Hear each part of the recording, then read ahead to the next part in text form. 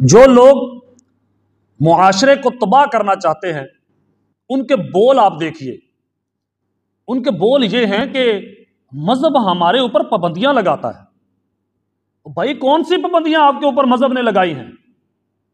اصل میں آپ لوگوں کو لوٹنا چاہتے ہیں، آپ اپنی مرضی کی زندگی گزارنا چاہتے ہیں، آپ لوگوں کے گلے دبوچنا چاہتے ہیں، آپ لوگوں کا ناحق مال ہڑپ کرنا چاہتے ہیں، اس لیے آپ مذہب سے بھاگنا چاہتے ہیں۔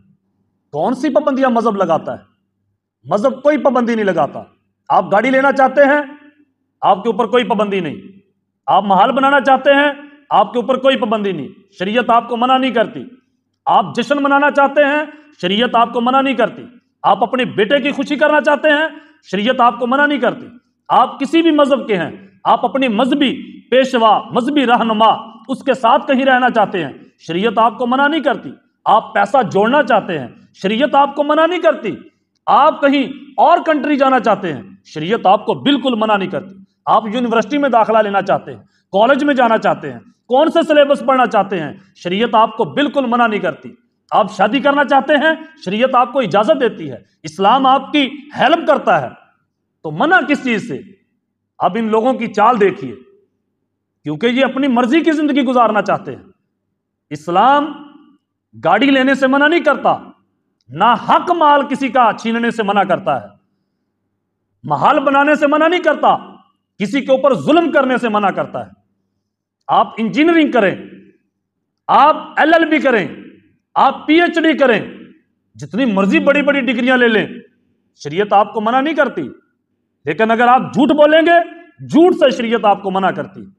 آپ کا اسلام، آپ کا مذہب آپ کو جھوٹ سے دور کرنا چاہتا ہے، کیونکہ جھوٹ بدنامی کا باعث بنتا ہے۔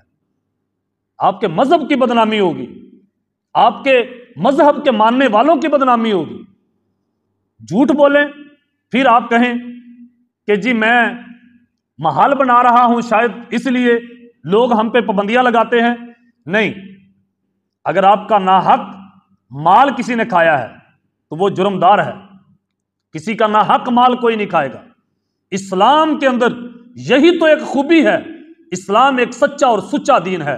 جو اسلام سے نکلنا چاہتا ہے، نبی علیہ الصلوۃ والسلام نے علی الاعلان فرما دیا۔ حضرت انس بن مالک رضی اللہ تعالی عنہ آپ فرماتے ہیں، میں نے رسول اللہ صلی اللہ علیہ وسلم کے جتنے خطبات سنے ہیں، شاید کسی خطبے میں حضور نے یہ الفاظ نہ کہے ہوں، ورنہ ہر خطبے میں رسول اللہ صلی اللہ علیہ وسلم یہی فرمایا کرتے تھے، لا ایمان لمن لا امانۃ لہ ولا دین لمن لا عہد لہ۔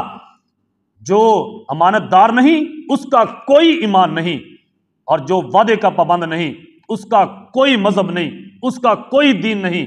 آپ بتائیں ہمارے رسول پاک صلی اللہ علیہ وسلم آپ کو کیسا دین دے رہے ہیں، آپ کو کیسا مذہب دے رہے ہیں، آپ کو کیسی سوسائٹی دے رہے ہیں؟ اگر آپ جھوٹ بولتے ہیں، پھر آپ اسی صادق الامین، سچے اور سچے پیغمبر رسول اللہ صلی اللہ علیہ وسلم کا جشن بھی مناتے ہیں اور جھوٹ بھی بولتے ہیں۔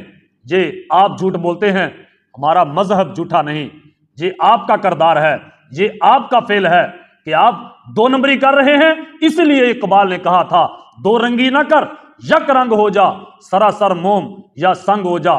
تیرے سے مسلمانوں کی جان کی بھی حفاظت ہونی چاہیے، تیرے ہاتھ سے مسلمانوں کے ایمان کی بھی حفاظت ہونی چاہیے، اور تو مسلمانوں کا چھوڑ کے ہر انسان کا خیر خواہ ہے، تو نکلا ہی خیر خواہی کے لیے ہے۔ تو کیسے جھوٹ بول سکتا ہے؟ تو کیسے دو نمبری کر سکتا ہے؟ اگر دو نمبری کرتا ہے تو پھر تیرا اسلام سے کیا تعلق ہو سکتا ہے؟ اگر تو ہیرا پھیری کرتا ہے اپنے پیٹ کے لیے، لوگوں کے گلوں کو دبوچتا ہے، تیری تعلیم کس کام کی، تیری ڈگریاں کس کام کی، تیرا کاروبار کس کام کا، تیرا محل کس کام کا، تیری دانائی کس کام کی؟ دانائی تو یہی تھی، عقل مندی تو یہی تھی کہ تو لوگوں کا بھلا کرتا، اپنا کچھ بچتا یا نہ بچتا، کل تو اللہ کی بارگاہ میں سرخرو تو ہوتا نا۔